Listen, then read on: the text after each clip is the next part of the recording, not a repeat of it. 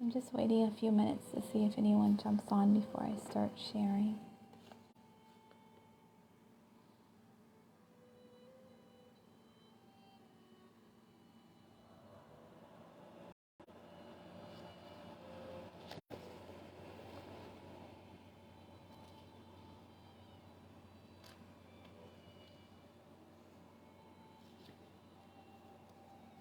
I see that somebody's on, so I can't tell who's there, but I'm going to go ahead and start sharing.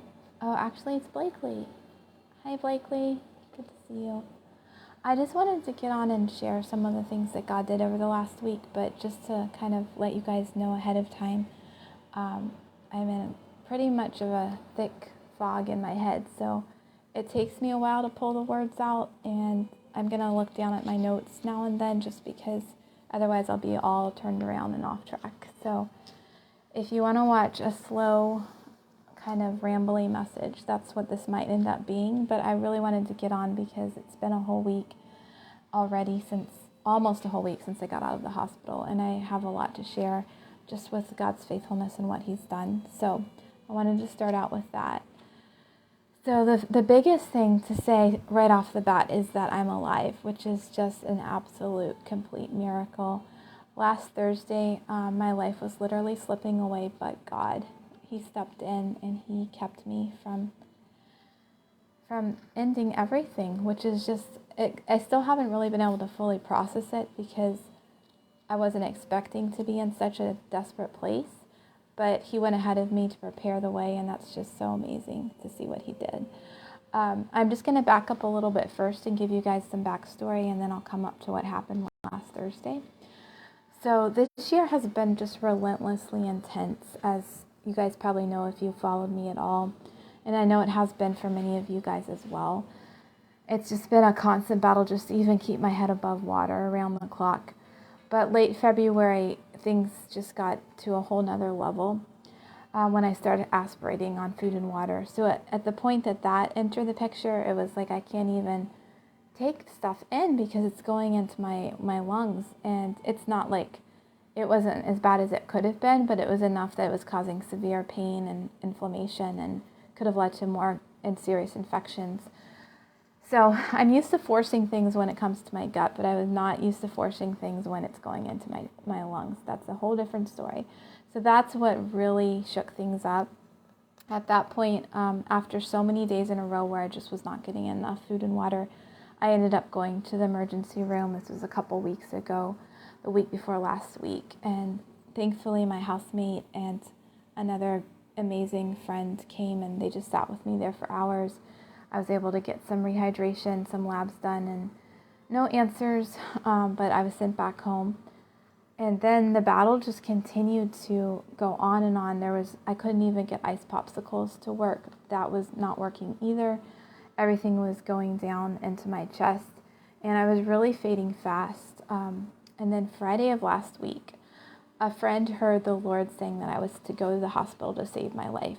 Because I was sitting there wrestling with God, do I go, do I not? I'm not sure what to do because they're not going to really be able to fix me. So I spent a lot of time in the hospital over the years, and they've never really had, a solution. So I wasn't sure what was going to happen, but I was told I needed to go. So I went out of obedience. I packed up all my stuff. I got in an Uber because that is a lot less triggering than an ambulance. But it was actually kind of fun fun but not fun because I haven't been anywhere by myself in an Uber in years and years and years. And I just did it because I had to go. And I had a lot of reactions, but I actually got to talk a little bit with the driver, which was nice because I never see anybody. So that was a blessing. So anyway, once I got to the hospital, I was there by myself for about an hour and a half or so. And then this amazing friend, Trisha, showed up. She's a pastor's wife from a small church in the area that has been a blessing to me. And she came it was one of those moments where I was all alone. I was getting worse and worse. And I thought, I've got to face all this stuff by myself. Not by myself because I've got God with me, but, by myself without another friend or a human being. And I looked down at my phone to see, I'm really looking for words right now. I'm not going to start over. I'm not going to delete this live because this is just where I'm at. It's really hard to find words when your brain is in so much fog, but I can do it. So I looked down at my phone, and she had literally just texted me and asked if I needed her to come, and I hadn't been able to reply, and I looked up and she was walking in the door, and that was just like such a relief and such a blessing. So at the time, they started running my labs, checking on everything, and my blood sugar was at 39. I was at in the 30s before, about 12 years ago, when I was on a feeding tube. I think I was in the low 30s at that point, low to mid 30s, and it's basically almost comatose. And at that point, the doctor said that he did not understand why I was still talking to him and why I wasn't sweating on the floor and not getting any words out and almost passed out. So when I heard that, I was like, okay, God is definitely sustaining me. Like, he promised that he wasn't going to let me die, and he literally did not let me die. So I'm just so absolutely grateful, because, you know, sometimes for me, when I think about, you know, what could happen or what might be happening, it can be really scary and intense. And in that moment, I had a blood sugar of 39, and I was still talking. I went by myself in an Uber with that blood sugar, so weak, and God preserved me. So I just wanted to praise God for that. That's one of the first miracles. Secondarily, they said I was in severe ketoacidosis, which is what happens when your body is starving. And my body was so acidic with my blood pH and everything that I was basically like right on the doorstep of death if it had been left unchecked. Like, if I hadn't done anything about it and just sat at home and not had any food or water, you know, and continued on, it was very close. So it was amazing, because once again, I was that sick and God saved me and he intervened. So I went and did a chest x-ray. They didn't really see anything too remarkable on that. And that was another big deal for me, because I'm so sensitive to x-rays that even when I go to the dentist, I spread out x-rays with weeks in between for each section of my mouth, because that's how sensitive I am. So I had to be courageous and get a full-on one in my state, and God got me through that. Then I ended up staying there in the ER all night long, because they had no beds, and they said I was going to be transported to another hospital. So within a matter of a couple weeks, I was, sorry if I pause. I'm just going to say it again, guys. If I pause, it's just because my brain is in such a swirl. I'm like, where are the words? I'm going to find them. And Blakely, thank you for that comment. That really encourages me. I know you get it. Oh, okay. So I went to 3 hospitals over a period of 2 weeks. So I was like, I'm getting the tour of the hospitals in the Minnesota Twin Cities area, is my not so funny joke. So around like 6:30 a.m. Saturday morning, I finally went by transport by ambulance to another hospital, and they admitted me. And as soon as I walked onto that hospital floor, I just had to face a whole lot of old trauma, because I used to spend a lot of time admitted in the hospital. I've been there many times, but over the last 12 years, by God's amazing grace, I've had plenty of ER visits, not as many as some people, but never had to be admitted as far as I can remember, except for the last time was probably 12, 13 years ago. So yeah, that's a miracle. And when I was in the ER, I must have had like 10 different people or more working on me. It was just like so much was happening at once. It was a lot. But getting admitted was the trauma, and then I had a really hard time getting good care. Unfortunately, this hospital, I think a lot of, you know, people, if anybody is watching this right now in the medical community, I know it's been really rough, and my heart goes out to everybody who's working so hard there, because I think there's a lot of understaffing, and it was really difficult to be able to get any doctors to see me. They weren't staying on top of the labs that needed to be drawn to help with the acidosis and make sure that my pH was starting to improve. All of this stuff was basically not happening, and I had to, you know, be my own advocate, and it was really hard to do when I haven't had food or water and I'm so weak, and trying to think straight and tell them you need to run these labs and those labs, and they're just not really doing it. So I tried my best and put myself in God's hands. And there were many times where like I was in an emergency state and I would call for a doctor and no doctors were available because during the on-call hours, they only have one doctor for the entire hospital. So they're not going to come unless you're literally passing away, is what it felt like. So it was really tough. But I had some good nurses, some bad nurses, some average nurses, but I'm so grateful for everybody who helped me out and gave me that care. And what ended up happening is I started reacting to every single IV that I had, and some more than others. It was severe to the point where like I could hardly breathe. I felt like there was an elephant sitting on my chest every time I got an IV. I was gasping for breath, and it was not a like emotional reaction because I just had IVs. Even in my house, I had home service come out a few weeks ago, and it wipes me out. Usually I have a tough reaction, but nothing like what was happening to me with these IVs. So it was pretty unexpected and really intense. And I would force myself to just like, okay, you can do it a little longer, just do it. And I just drag it out like another 30 minutes, another 40 minutes, another 50 minutes. And finally I had to stop them because they literally, they were poisoning me is basically what was happening. And right now I've got this massive, it's actually looking worse right now than it was earlier, but I have a massive rash all over my arm where the IV site was. It's a really severe rash, which is basically just an outward example of what is going on internally for me with stuff inside my body. So I felt very overwhelmed because I did not sleep for an entire week at all, for a whole week. And then prior to that, I hadn't slept much at all for a long time either. And they were having trouble, sticking anything into me. My veins were so small, they said they couldn't get anything in. So we got an IV in my left hand at first, and then it failed within the first day and blew out so bad that then they put it in my forearm, and they weren't sure that was going to work. And basically, instead of going into all the details, I am just going to try to speed ahead and skip some of that stuff. But it was just, I felt so dependent on God and so backed into a corner because I knew like if they can't find anywhere else that works, like there's nothing else that can keep me alive. And then now I'm reacting to all the IVs, so how can that keep me alive? It was just like one thing after another of how is this going to work, God? And He preserved me miraculously that entire time. Like He sustained my breath, He sustained my life. He kept me from going under when I felt like I was going under over and over again. And it was just amazing to see how faithful He was. So last Sunday, that was definitely a day where I felt like I was not going to survive the day. Like it felt like I wouldn't make it through the day. The reactions were nonstop. Then God sent a nephrologist to come. He's a kidney specialist, and he came and looked at what was going on. And he was the first doctor I had seen who actually said something that validated what I was going through and told me I wasn't crazy and that all the people telling me to do other things weren't necessarily telling me the correct thing in that moment. So it really helped a lot to hear what he had to say.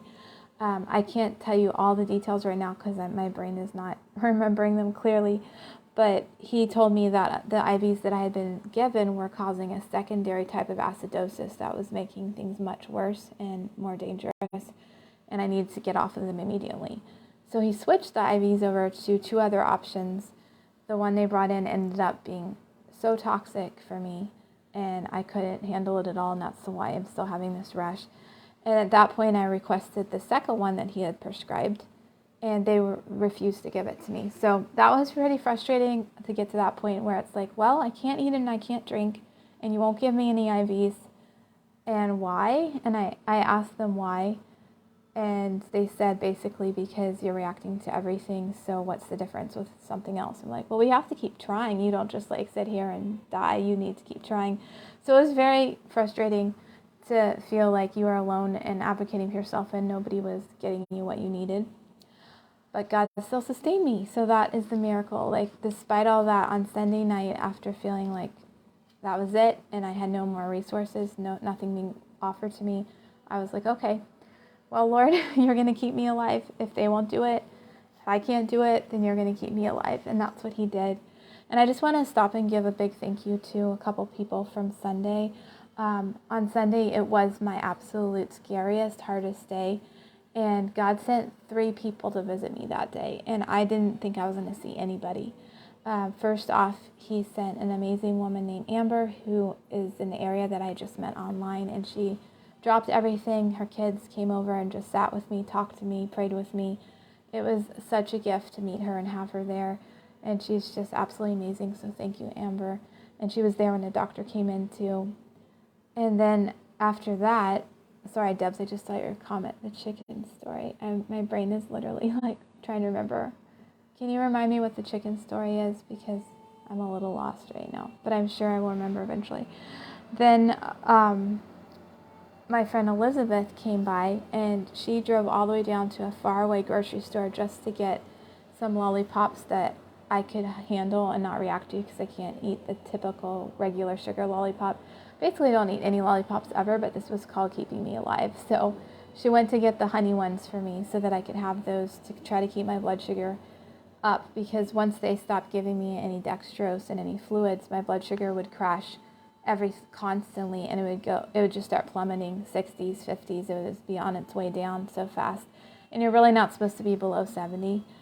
So I would try to keep it up with the lollipop, and then I would have issues with that too, with all my symptoms and such. But she brought those for me, and then she stayed during my worst reaction with the IV when I was like hardly breathing, and she stayed through all of that, even though it was intense. And then another girl who was a complete stranger to me heard that I needed help. Her pastor told her, and she just showed up too. A really amazing girl. I think she's only, Susan, I don't think you're going to see this, but you might, because you said you weren't on Facebook, but if you do see it, thank you. I think she said she was 21, so just amazing people that just came and, were there in the middle of it all. So I got through that that night when everything was pulled away from me and I had nothing left to live on. I just said, okay, Lord, you're going to do it. You're my healer. You're the one that's going to bring me through. You're going to save me. Oh, thank you, Debs. That's coming on Monday, so thank you. That's next. So, let's see. So, yeah, that night I basically told the nurses, like, I haven't slept in a week, so I'm going to try to sleep for a couple hours. So can you just not come take my blood sugar until I've slept for like 2 hours? So I sort of dozed a bit, and come morning, I get this phone call from this person from some ministry that I don't even know anything about. And this person calls me, and he was just praying over the phone, just full of faith, just this fiery prayer that I was going to eat and drink and everything was going to be fine. And it was so powerful. And I hung up from that call, and I was like, okay, God, you said that I'm healed and I can eat and drink, and so I'm going to do it. And it's basically walk out on the water right now, because there's no other options, and I'm believing you. So I opened up my can of chicken that I brought to the hospital with me, and I ate it. It wasn't perfect. It wasn't easy. But compared to, I had tried a couple other times since I got there. Like, I literally had tried a few other times, and it didn't work. And I just had to give up with the amount that was going into my chest. And this time, there was a difference. It wasn't, like I said, it wasn't perfect, but I noticed a distinct difference. And then I tried to sip some water, and there was also a distinct difference. So I know that I'm not like 100% healed yet, but I was basically pulled out of like completely no options at death's door once again by God miraculously stepping in and allowing me to swallow and eat that chicken. So I just wanted to share that miracle with you guys and praise God for what happened with that. And from that moment forward, I had a lot of severe issues going on. Like, my potassium was really low, which you need to pull up because that's serious if it gets too low for your heart. And I was still very acidotic, but I had seen some improvement from having some fluids with the acidosis, but it wasn't where it needed to be yet. So the doctors were not willing to release me, but I had been praying about it, and there was absolutely no way for me to make any improvements except to get worse the longer I stayed in that hospital situation, because I couldn't take the IVs, and I was reacting to everything around me and everything they gave me. So I knew I had to get out and just pray that God would make my steps firm and make a way for me. So I started putting some electrolytes in my water, sipping on that, trying to get some potassium in, and then I said I'm gonna leave and go to my doctor right now. So I signed the papers, and my housemate came and packed me up, and I couldn't even barely stand up. I was like, so weak and wobbly, dizzy all over the place. But I walked out of that place in the power of God, and she drove me to my doctor, who I've only met with virtually for the last several months. We haven't ever seen each other in person because he's about an hour south of where I live. So as soon as I got there, it was just really, really special because, first of all, I never leave the house. I have to go to the hospital. It's not a very happy place to go when you're always in your bedroom or the hospital. And it had been snowing here for days and days, as usual, Minnesota springtime. It's not really spring, it's snow. So everybody was really just tired of the snow and the grayness. And this was the first day that there was a blue sky and the sun was out.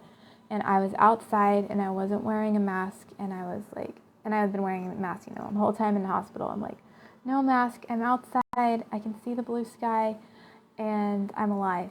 And there was just something so incredible about that. I don't even know how to tell you guys what it meant to just be like, I'm alive. I'm still weak right now, but God has breath in my lungs, and I'm not going to give up. He's taking me in a new direction.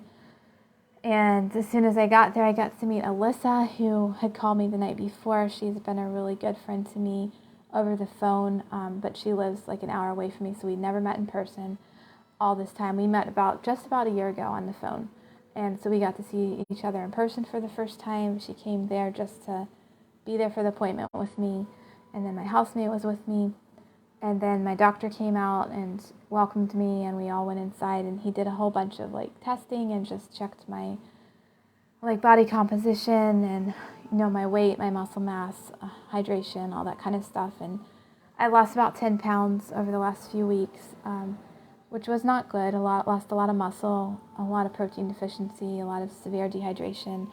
All this stuff was going on, was not in a good spot.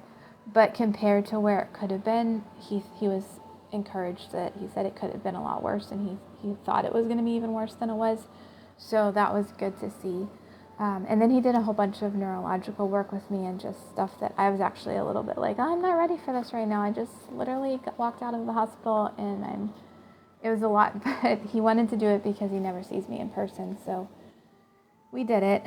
I'm just going to check and see if I have any important notes that I don't leave out for you guys. Yeah, so that was a huge deal to be able to be there. And then at the end of our appointment, as we were leaving, his nurse practitioner came out to the parking lot with us, and she and the other two ladies just spent time praying for me. And it was just so encouraging to my heart. I just felt like I wasn't alone anymore with everything, and that there were people there standing beside me and praying with me, and I didn't have to do it all by myself.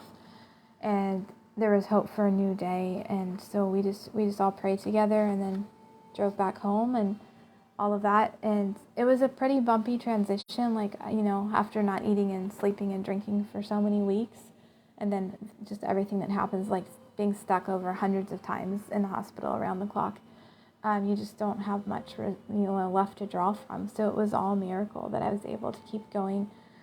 And I started trying to take in a little bit of food and water when I got back and work on it. It was actually still really rough. I was still having a lot of symptoms, but there was something different from before, after that person had prayed.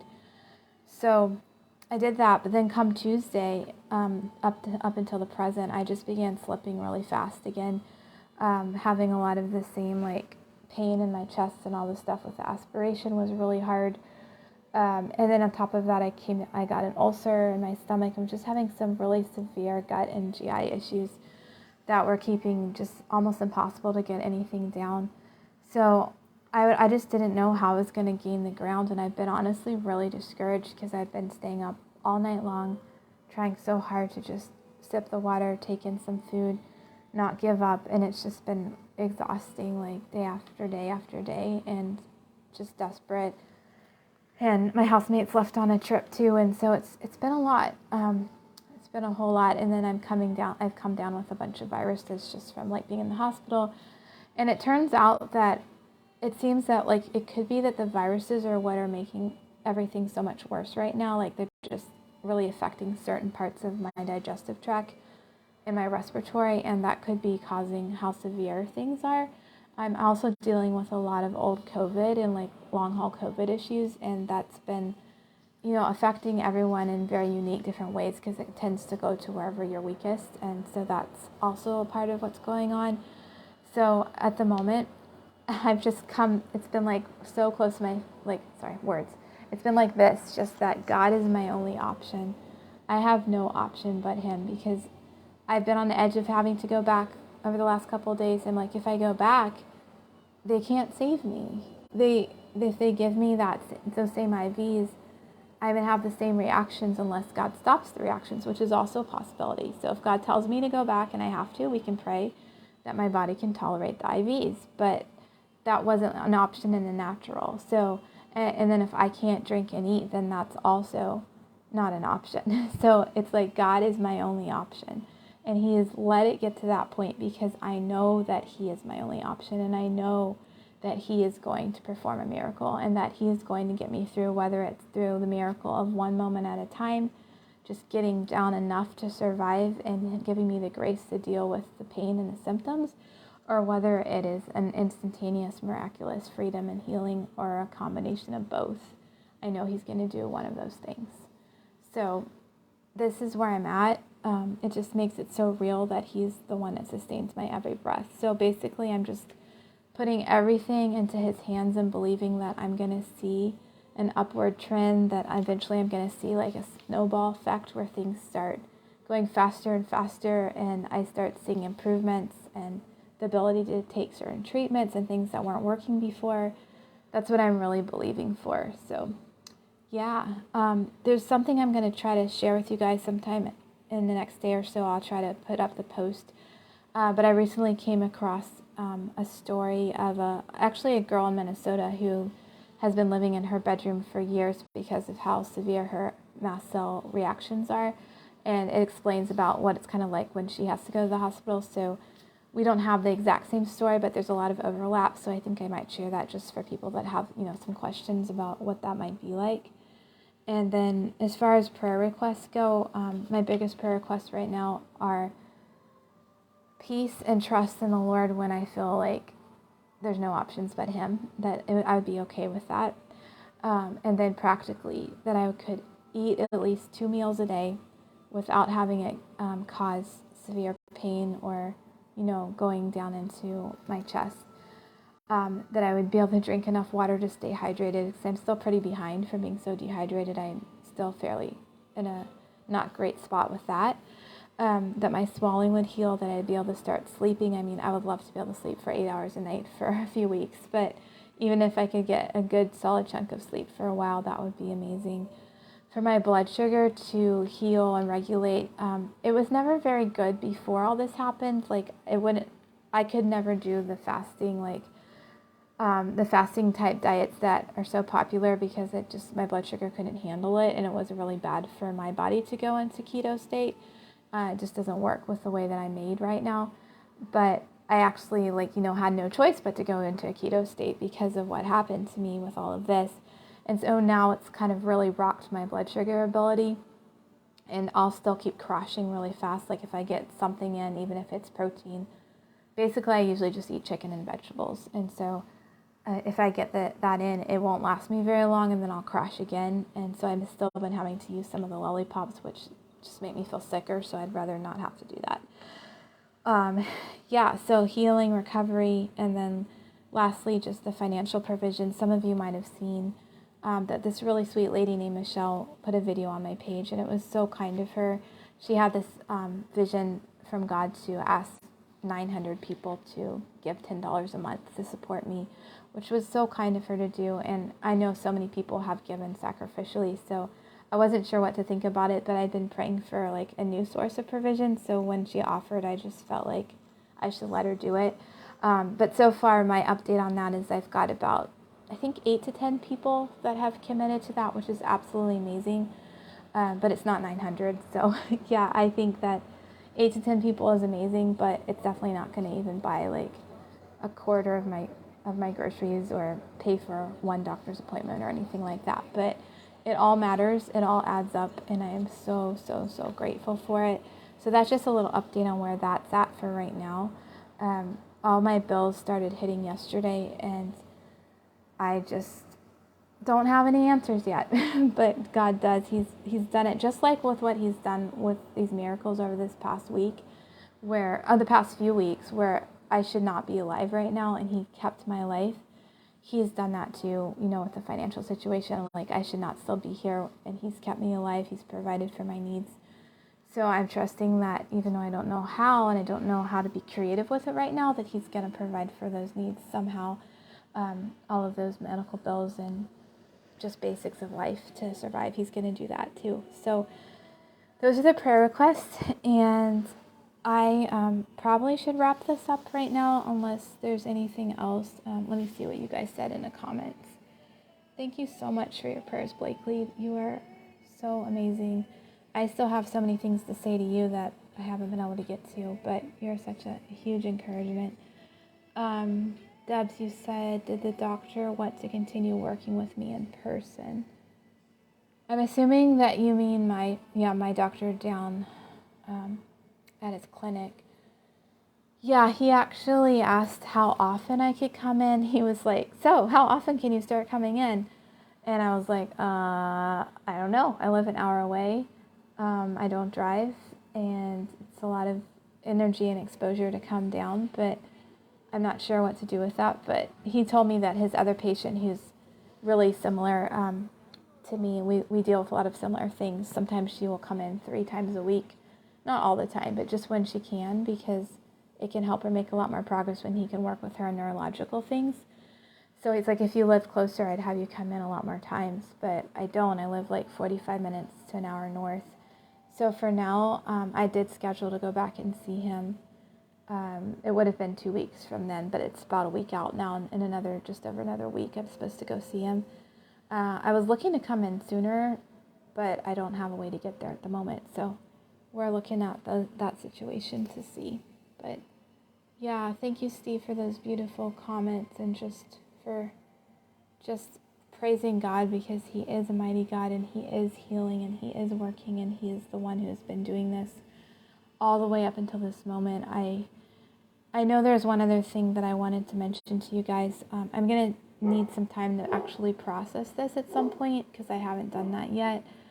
But one thing I think I've noticed and kind of picked up on that I think God is doing in a lot of people's lives right now is that he's taking them back to old places of pain and trauma and wiring and healing that to prepare people for the new that he's doing.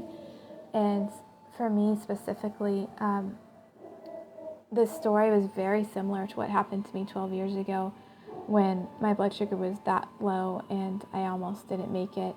And then I was also in ketoacidosis, and then they put me on D5 fluids. And at that point, they said, you have to go on to TPN and you have to live with a central line. And I'd already been on a feeding tube for years, and then they were putting me on the central line. And I thought that everything in me right now looked like it was repeating history, that I was going to have to do that. And I knew that wasn't an answer, because I've spent the past 12 years trying to recover from what they did to me back then out of necessity to save my life. But the fallout of it was giving me fatty liver and severe health complications that came from living on something that the body's not designed to live on, in a way the body's not designed to live. So that's been a huge deal, and I was like, I can't do that again right when I'm trying to step into healing in a new day. But I just kept surrendering, like, God, I'll do whatever you say, but I don't think that's what you want me to do. So he's been teaching me a lot about that, and I feel like this whole experience was him redeeming some of that old pain and telling me that I had choices, even though it felt like I had no choices, that I could choose to say no to certain things, and that he was going to make another way for me and show me that I wasn't just a victim. Because when you go through this kind of stuff, it's so easy to feel like you're a victim and to feel so helpless. And yeah, it sure felt that way, like I was 100% dependent, but I'm trying to continually learn that I'm not a victim, and that I'm actually victorious in Christ, and he has the outcome in his hands. So I may have more to say on that in the future if I can actually process it and learn from it. But for now, I think I will probably try to wrap this up, because I do have a long night ahead of me. I have a lot of water that I need to get down, and I also need to get food down and just like recover a little bit. I'm sorry, I'm trying to get to my other screen so I can read you guys something, but it's not. Let me move my phone. It's not letting me use my cursor. Looks like my computer is not working. Yeah, it's all locked up. Well, that's okay. Maybe I can pull out my Bible instead. So Psalm 18, I just want to read this to end. I'm not going to read the whole thing, just part of it. I love you, O Lord, my strength. The Lord is my rock and my fortress and my deliverer, my God, my rock in whom I take refuge, my shield and the horn of my salvation, my stronghold. I call upon the Lord who is worthy to be praised, and I am saved from my enemies. The cords of death encompassed me, the torrents of destruction assailed me, the cords of Sheol entangled me, the snares of death confronted me. In my distress I called upon the Lord. To my God I cried for help. From his temple he heard my voice, and my cry to him reached his ears. He sent from on high, he took me, he drew me out of many waters. He rescued me from my strong enemy and from those who hated me, for they were too mighty for me. They confronted me in the day of my calamity, but the Lord was my support. He brought me out into a broad place. He rescued me because he delighted in me. Sorry, now I had YouTube on and now it's talking to me, and my computer's not letting me touch any buttons. So he rescued me because he delighted in me, and that's in Psalm 18. And I've spent a lot of time in that passage lately, and I still struggle a lot to believe that like God delights in me and that he's rescued me because of that, but I know that I belong to him and that I'm his child, and that's something I'm still trying to learn and really get deep in my heart so that my identity is healed in who God says I am and not who I think I am. But I just want to say that this psalm is what God did. Like literally the cords of death were encompassing me, and I didn't know how I would make it. And I still, like, when I think about getting through tonight, I can feel like, how am I going to make it through tonight? But I can turn around and look behind me and say, he brought me through all of that. So why is he going to stop taking care of me right now? And so I just want to say for anyone else out there that is wondering, if God's going to bring them through, I just want to let you know that he's been faithful to me, and I know that he will be faithful to you as well. So I'm going to just kind of, say a closing prayer and then wrap this up. Father God, I just thank you so much that you are the one who is the author of life, and that you are the one who is our maker, that you're the one that designed every one of us and put your breath into our lungs. And nothing can take that away until it's time. And so I just want to give you all the praise and glory and honor for sustaining my life, for keeping me through the most impossible things. And even though it was so dark, your light was there, and you are faithful, and you are good, and you are true. And I just want to worship you and praise you for that now. And I also want to say thank you to every single person on here who lifted me up and interceded, because that is a huge reason why I'm still here today. You took those prayers, God, and you preserved my life, and I just give you thanks for that. I thank you that the story isn't over, that there is a new day, and that one day very soon I will have reports to share of how I'm able to eat and drink without reactions, and how I can sleep at night, and I can go places, and I have more strength, and I can do my treatments, and maybe even faster I can just be a normal person. And I just thank you so much for hearing my cries and rescuing me. And I just lift up every person out there tonight that is struggling for hope, that is struggling to believe that they can actually see a new day themselves. Anybody who's wondering if they're going to make it, I just ask that you would reach down and put your hope in their heart tonight, that you would encourage them and you would lift them up and give them your strength. And I just bless them, and I praise your name, and I thank you for all that you are doing and for the good things that you have in store. I pray that you would increase all of our faith, and that we would expect you to do good. In Jesus' name, amen. Well, I am going to sign off, because literally, I don't know if you guys can tell or not, but my computer has been blinking at me nonstop for the past 20 minutes. So it's like trying to distract me and flashing in my face, and I don't want to start not making any sense at all. So I'm looking at your comments again. Ebenezer. Yes, Debs. It is an Ebenezer to remember God's been faithful before and he will be faithful again. Thank you, Solji. Thank you, Steve. Thank you, Blakely. Anyone else that's watching, bless all of you guys. I'm going to sign off and pray about the water. Love you guys.